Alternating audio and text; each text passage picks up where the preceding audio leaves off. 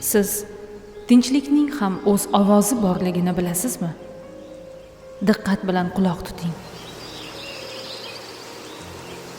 Bu ovoz vatan himoyasida turgan mard o'g'lonlarning yuraklaridan aks sado bermoqda.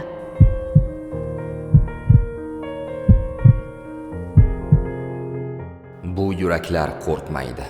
Bu yuraklar ortga chekinmaydi. Bu yuraklarning har bir zarbida vatan tinchligini asrashga mas'ulman degan tuyg'u bor. Bu mard o'g'lonlarning yuraklari. Ularning nigohida qat'iyat, yuraklarida esa men tinchlik himoyachisiman degan tuyg'u bor. Chunki ular osuda sarhad, mustaqil yurtning nishonasi ekanini yaxshi bilishadi. Har bir sokin tong, osoyishta o'tgan tun ularning matonatli xizmatidan darak beradi.